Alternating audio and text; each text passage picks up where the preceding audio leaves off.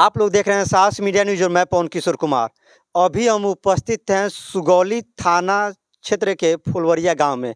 आपको बता दें कि पति पत्नी और वो के चक्कर में यह तिहरे हत्याकांड को अंजाम दिया गया।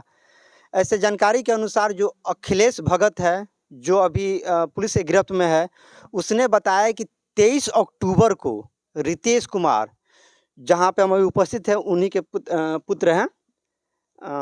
तो रितेश कुमार को 23 अक्टूबर को बुलाकर मोतिहारी में गला घोंटकर अखिलेश भगत, संजू कुमारी और विनय कुमार ने हत्या करके उसको एक बोरे में कैब के माध्यम से केसरिया थाना के गोपालपुर लेके जाते हैं और एक गड्ढा खोदकर उसमें डाल देते हैं। लेकिन उसके बाद जो संजू और जो ऋषभ है वो नेपाल चले जाते हैं। लेकिन नेपाल जाने के क्रम में जब अखिलेश भगत नवंबर में जब नेपाल जाते हैं तो वहाँ पे ऋषभ और संजू के एक कमरे में देखकर उनका माथा ठनकता है और वो अपनी पत्नी और ऋषभ की हत्या करके एक बोरे में कसकर 2 नाले में फेंक देते हैं। लेकिन अभी हम रितेश के घर पे मौजूद हैं और उनके माता पिता से हम बात करेंगे। अंकल जी, क्या प्रक्रिया हो रही है अभी तक जो अखिलेश गिरफ्तार हुए हैं? अभी प्रक्रिया हो रहा है कि उनसे पूछताछ किया लोग, और वो क्या बताया हमसे कोई नहीं प्रशासन बताया अभी तक। देखिए क्या बताया, किसका नाम दिया किसका नहीं दिया, हम सुन रहे हैं। जे अभी तक हम सोच रहे हैं जे कुछ इसको पता लगे जे हमारा लड़का का शव कहाँ है। प्रशासन से ही कहते हैं जे हमारा शव को बरामद कर करके हमको खोज करके हमको ऐसी करे और हत्यारा को फांसी के सजाए दिया जाए। इसमें मुकेश कुमार है, ये जो अखिलेश भगत है, इन्होंने स्वीकार किया है प्रशासन से कि 23 अक्टूबर को हमने रितेश को मोतिहारी बुलाकर उसकी हत्या कर दी। हत्या में संजू देवी और उसके बाद विनय कुमार और खुद अखिलेश भगत मौजूद थे। और उसके बाद जो विनय कुमार है वो केसरिया थाना के गोपालपुर ले जाकर सबको रितेश को एक गड्ढे में डाल देते हैं। इनका बाप मुकेश कुमार है, ऋषभ है, सब मिल करके अखिलेश भगत ने बताया जो सब मिल करके हम लोग ले जा करके गड्ढा में डाले। आपके कहने का मतलब है जो विनय के ऋषभ के माता पिता भी इसमें शामिल हैं? इसमें उसमें उसका भूमिका है, सब वही सब किया है। यहाँ से लेकर के मोतिहारी तक वहाँ तक सब वही ने किया है। ससुराल ले गए हैं वो विनय कुमारी, सब मिलकर उनका पत्नी ऋषभ कुमार सब मिलकर यही सब काम किया है। हमको पूरा अनुमान है जो यही सब का काम है। आ भी गया है, उनका ऐसी करे, उनका फांसी का सजाए दिया जाए। तो जो ऋषभ के जो अवशेष, रितेश के जो अवशेष बरामद हुए हैं, तो क्या अभी तक स्पष्ट हुआ है कि वो रितेश के ही सब है? रितेश के अभी हमको कुछ नहीं मालूम है कि नहीं है। वो अब प्रशासन बताएगा कि है कि नहीं है, हम लोग कैसे हम देखेंगे तब। जो केसरिया थाने से केसरिया थाना के गोपालपुर से जो गड्ढे से जो शव बरामद किया गया, जो कहा जा रहा है कि रितेश का ही शव है, उसका डीएनए जांच चल रहा है। लेकिन उनकी माता से हम बात करेंगे। क्या कहेंगे माता जी?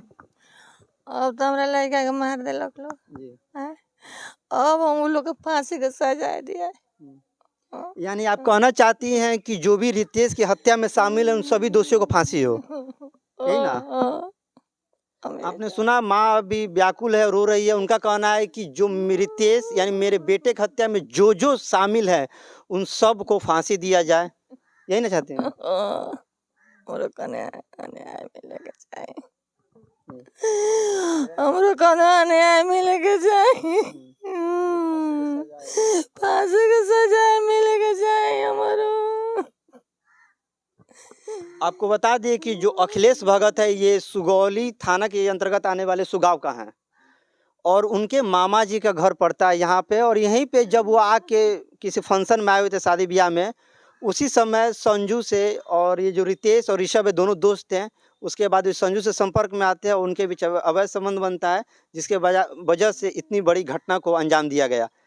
अंकल जी, जो अखिलेश भगत जो पकड़े गए हैं, तो आगे की प्रक्रिया जो भी हो उसके बारे में आपको क्या अभी तक जानकारी है?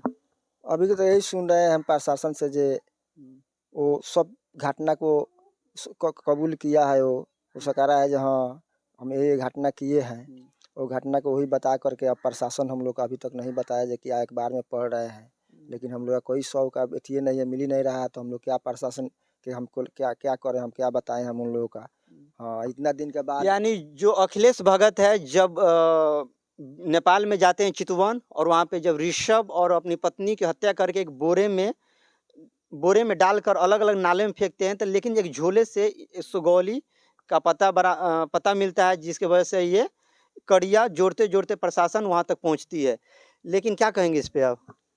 सर, मेरा नाम विकास कुमार, मेरे भाई का नाम रितेश कुमार, जो रितेश कुमार को हत्या 23 अक्टूबर 2023 को किया गया। इसमें ऋषभ, अखिलेश भगत और उसकी पत्नी संदीप उर्फ अस्मिता, अस्मिता देवी, और उसके माता पिता मुकेश कुमार और उषा देवी और विनय कुमार, ये सब मिल करके साजिश बना करके रितेश को बुलाएं और वहाँ जाकर उसको मार दिए। यानी अभी कहने का मतलब है इसके अलावा भी और भी लोग शामिल है जिनका भी नाम नहीं आ रहा है। अभी बहुत लोग हैं जो शामिल नहीं आ रहा है, जिसके माता पिता भी शामिल हैं, वो लोग भी अभी भागे हुए हैं। प्रशासन कब तक पकड़ी अभी मालूम नहीं चल रहा है। और जितना एक बार में नाम आ रहा है तो उसमें ऋषभ के माता पिता का नाम छुपाया जा रहा है, और प्रशासन लग रहा है कुछ मिलीभगत है।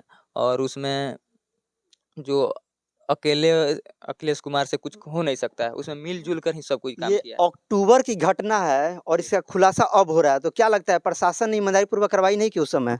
ईमानदारी पूर्वक कार्रवाई नहीं की। अभी कार्रवाई की होती तो आज 75 दिन नहीं लगता किसी का लाश मिलने में। अभी तक आपको बता दें कि जब रितेश की हत्या 23 अक्टूबर को हो चुकी थी, और अक्टूबर के बाद नवंबर में अस्मिता और ऋषभ की हत्या अखिलेश भगत कर देते हैं। लेकिन प्रशासन की शिथिलता के चलते, यानी कार्रवाई नहीं करने की वजह से अभी ये खुलासा हो रहा है, यही ना? जी, अभी ये खुलासा हो रहा है क्योंकि वो ढीला सिली करते थे। अभी तक इतना दिन नहीं लगता है कोई भी केस में। बहुत ढीला सिली करने के बाद कुछ मालूम चला, बाद में मालूम चला जे उसका पति बतलाया जे हम ऋषभ के माता पिता ऋषभ कुमार, अस्मिता देवी और हम अखिलेश कुमार, वो बतलाया, और उसके मामा थे ऋषभ का। ये सब मिल करके हम लोग मार कर ले जाकर केसरिया नया गांव गोपालपुर थाना के क्षेत्र के ले जाकर हलाकर हम लोग वापस फिर रात को घर पे आए, और वो लोग अपने घर चले गए, हम लोग अपने रूम पर रह गए जिस रूम में मर्डर हुआ था। और रूम वाला का भी लग रहा है साजिश है, क्योंकि एक रूम में वो भी लोग रहता था, और वो लोग भी ऐसा कैसे हो सकता है जो कोई चीखा होगा कोई सुना नहीं होगा। ये जो कैब ड्राइवर है उस बारे क्या कहना है आपको? कैब ड्राइवर, ये लोग फ़ोन किया ऑनलाइन नंबर निकाल करके, और कैब ड्राइवर बुक करके ले गया। कैब ड्राइवर के बताया गया, बहुत केस सॉल्व हुआ। केसरिया थाना वो हम लोग के साथ ही गए थे, पुलिस प्रशासन भी थी, अपना आईओ भी थे। अब सब कोई जाकर उस ड्राइवर की मदद से बहुत कुछ हम लोग पता लगाएं, लेकिन उसके बाद भी कुछ मालूम नहीं चला। लेकिन उसके 1.5 मंथ बाद आज मालूम चला है जो उसको रितेश को मार दिया है लोग, और ड्राइवर बेगुनाह है और वो लोग पूछताछ कर रहे हैं।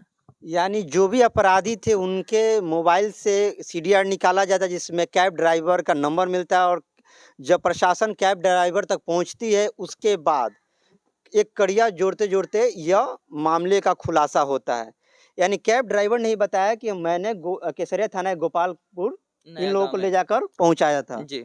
उसके बाद कहीं ना कहीं ये कड़िया जोड़ते हुए वहां तक प्रशासन पहुंच जाती है। जी। तो क्या कैब ड्राइवर को आप दोषी मानते हैं? कैब ड्राइवर का दोषी नहीं, अगर दोषी रहता तो वो भाग गया होता, अभी तक कुछ नहीं बताता, लेकिन वो बहुत मदद किया है। कैब ड्राइवर का बहुत अच्छा ये रहा है, मदद रहा है इसमें। यानी जो कैब ड्राइवर है उसमें दोषी नहीं है, उसने प्रशासन को और ये जो रितेश के माता पिता है उनको सहयोग करने का कार्य किया है, काफ़ी सराहनीय है। और जो भी दोषी है, यहाँ के इनके परिजन को मांग है कि जो भी दोषी है उनको सजा मिले। तो हमारा इस सुगौली थाना के फुलवरिया गांव से प्रयास कैसा लगा कमेंट में जवाब जरूर। समाज से बड़ा कोई धर्म नहीं। जय हिंद, जय भारत।